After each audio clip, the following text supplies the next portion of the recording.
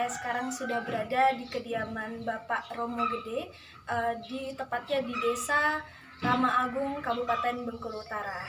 Jadi selamat pagi Bapak. Pagi. Ya, bagaimana kabarnya di pandemi COVID? Sehat. Ya, jadi sebelumnya terima kasih banyak sudah menyempatkan waktunya untuk wawancara bersama kami Bapak. Jadi begini Pak, sepengetahuan Bapak, bagaimana sih masuknya agama Buddha ke Indonesia ini? Oh ya.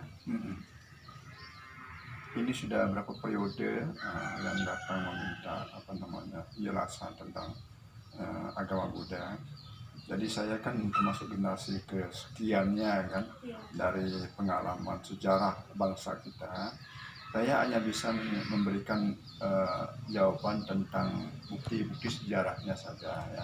Seperti situs-situs candi ya kan. Candi Borobudur itu menyatakan bahwa pengembangan agama Buddha ada di Indonesia, khususnya Jawa Tengah, ya, Magelang. Candi Tinggi itu ada di Jambi, ya, di dekat Sungai Batanghari, ya.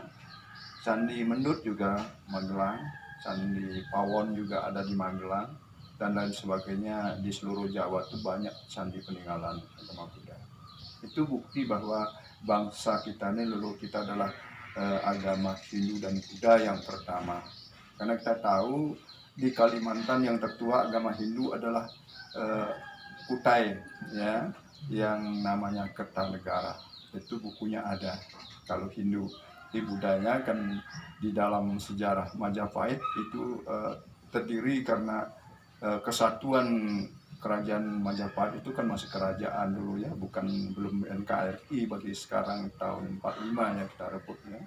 Nah, di situ menerangkan bahwa agama Buddha dijadikan disatukan satu momen kebangsaan yang berbunyi Bhinneka Tunggal Ika di dalam Lontar Sutasoma yang disebut pengarangnya Empu Tantular. Ya, itu Bhinneka Tunggal Ika Tan Ana Dharma Anggarawa, artinya berbeda-beda di dalam keyakinan, hanya itu berdua keyakinannya ya, berbeda tapi tujuannya sama. Itulah dasar mula daripada sejarah agama Buddha dan Hindu. Kalau selanjutnya Pak, sepengetahuan Bapak, bagaimana sih masuknya agama Buddha ke daerah kita di Bengkulu, khususnya di Bengkulu Utara? Masuknya agama Buddha di Bengkulu, khususnya Kabupaten Agama Amur, itu berdasarkan transmigrasi tahun 63, bencana alam Gunung Agung meletus di Karangasem, ya, Kabupaten Karangasem, ya. Bahkan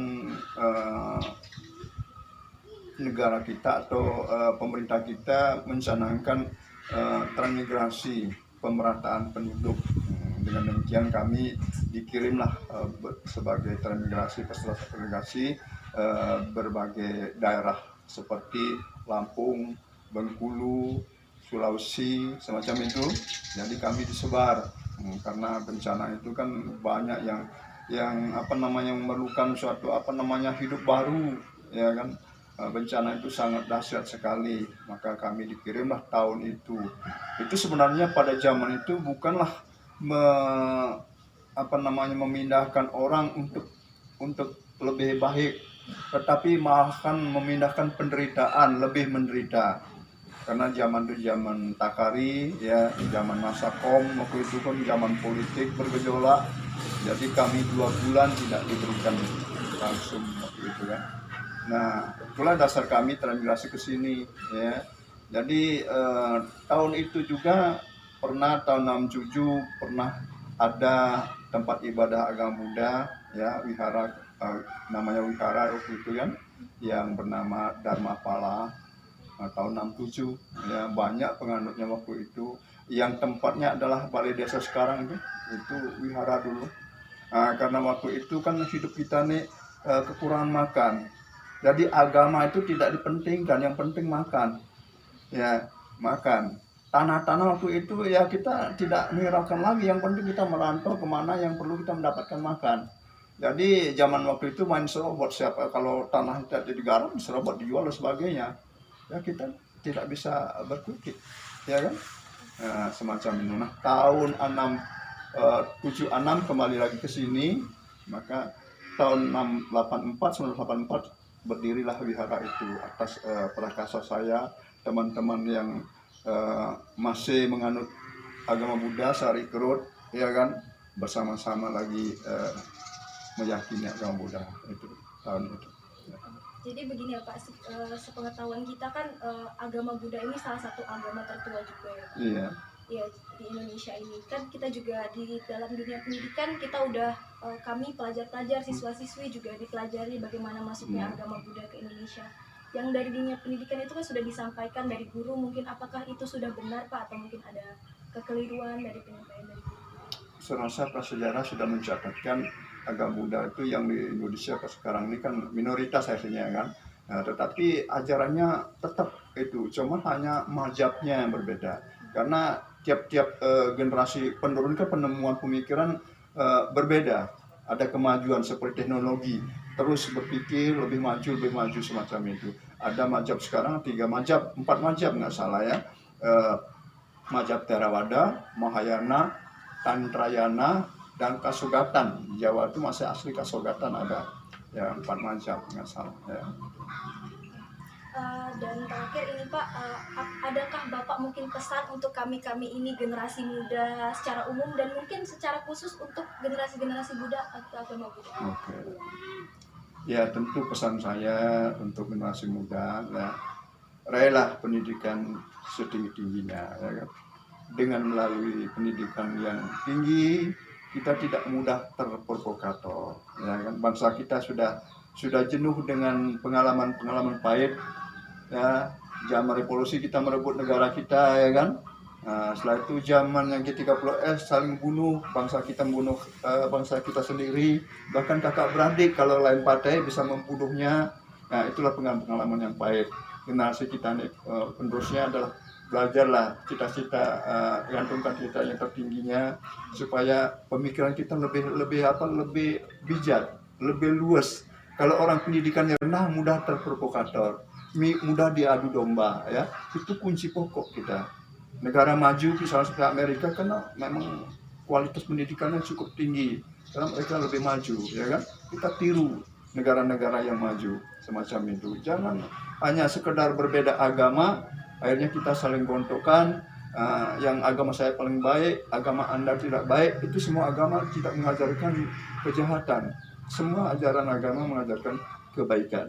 Mari kita himpun itu karena kita di negara ini hidup multi agama ya, multi agama. Sudah dijelaskan di di Pancasila itu Bhinneka Tunggal Ika. Berbeda kita tujuan satu, memajukan negara kita, hidup damai rukun. Dengan rukun kita tentu kita bekerja lebih leluasa, kemakmuran kita lebih mudah tercapai semacam itu ya.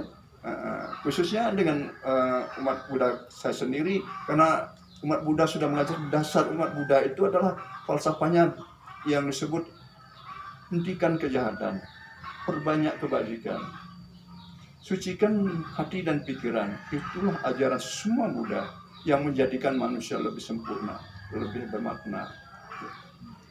Mungkin terima kasih Bapak sekali lagi telah menyempatkan waktunya. Itu dia wawasan tentang agama Buddha dari seorang Bapak Romo Gede di Desa Rama Agung. Terima kasih.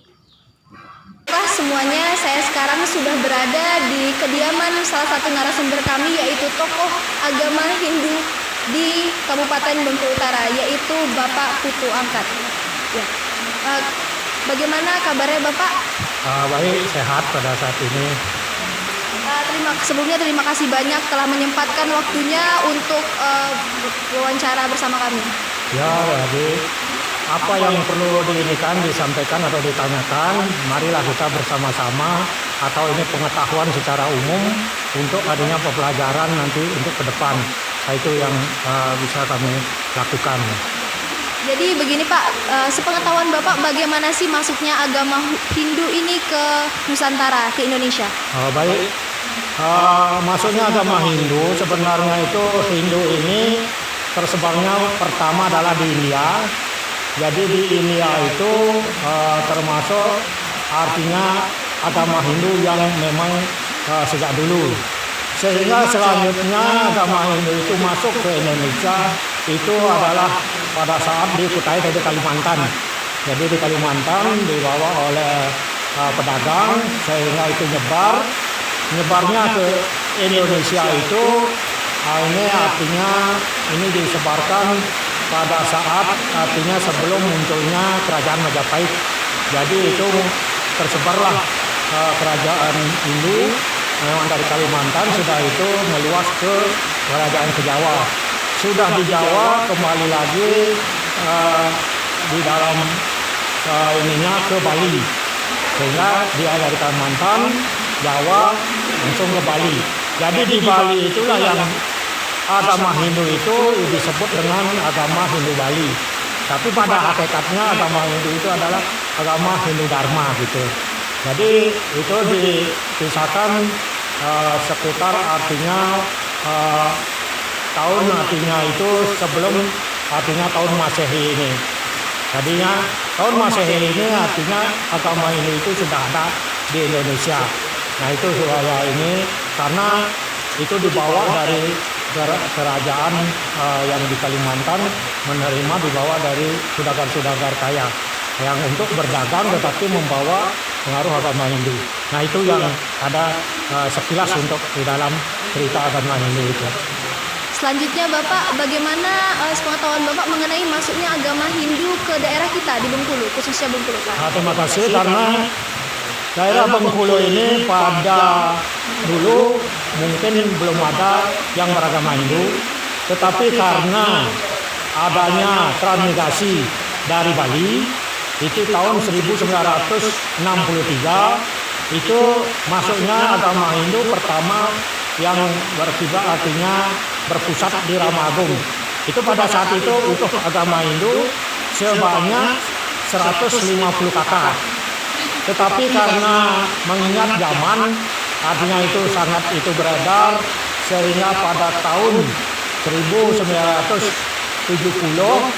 sampai 72 itu ada perkembangan, yaitu adanya suatu masuk ajaran agama Kristen, sudah itu agama Muslim, dan akhirnya di sini berkolaborasi dari dalam satu agama Hindu yang dulu menjadikan semua agama ada, sehingga sekarang mungkin sudah diketahui zaman sekarang ini sudah dilihat bahwa ini artinya di dalam ini Indonesia menurut agama semua ada, dari gereja, beberapa gereja, masjid, pura, wihara itu semua lengkap. Jadi itu sejarahnya. Maka dari itu sebenarnya yang pertama Rama Agung ini adalah agama Hindu, tapi karena peredaran zaman sehingga sekarang sudah menjadikan suatu semua ada, namun semua aman. Nah mudah-mudahan selanjutnya bisa berjalan dengan baik, baik itu secara budaya, keagamaan maupun toleransi umat beragama semuanya. Nah itu yang dapat diceritakan. Oke, selanjutnya bagaimana pesan Bapak untuk kami-kami ini generasi muda secara umum Pak, dan mungkin secara khusus untuk generasi-generasi muda agama Hindu? Baik, dari agama Hindu mengajarkan suatu yang disebut dengan Trikaya Parisuddha atau 3 yang harus dilakukan, yaitu 1 berpikir yang baik, 2 berkata yang baik, 3 artinya berlaksana yang baik. Sehingga kalau tinggal laku semua itu artinya dalam Trikaya Parisuddha ini bisa dijalankan, niscaya tidak ada. Marilah kita umat semuanya yang ada di Rama Agung saling menghormati, itu tujuannya. Jadi anak-anak generasi muda supaya bisa ini berlanjut, artinya ini jangan menganggap bahwa diri kita paling berharga, paling ini. Mari kita hargai yang lain. Jadi toleransi inilah tingkatkan sehingga mungkin keamanan di dalam satu antara yang lain ini berjalan dengan baik, saling hormat menghormati, sehingga keamanan di dalam satu desa itu terjamin. Ya mudah-mudahan itu pesan Bapak. Jadi ingat itu, kalau sudah kita berkata yang baik, berpikir yang baik, berlaksana yang baik, mudah-mudahan itu jadinya baik semua. Nah itu yang dapat Bapak sampaikan. Kalau untuk generasi-generasi muda agama Hindu secara khususnya ada pesannya nggak Pak? Khusus untuk agama Hindu karena setiap ini sudah artinya dia pelajari, mudah-mudahan dari kami selaku agama Hindu tidak ada suatu hal yang bentrokan, sehingga ini menerima apa yang patut dihormati. Baik itu karena ini masing-masing ini mempunyai suatu cara berbeda, namun tujuannya tetap satu, mencari kebaikan itu. Sehingga anak muda agama Hindu pun kami tetap ajari sedemikian. Jadi itu yang dapat disampaikan. Ya, mungkin itu saja Bapak. Terima kasih sekali lagi untuk waktunya, untuk wawancara dari kami. Dan itu dia semuanya pesan pelajaran dari Bapak Putu Angkat kepada kita semua. Semoga semua yang telah disampaikan dapat memberikan wawasan baru untuk kita semua. Terima kasih.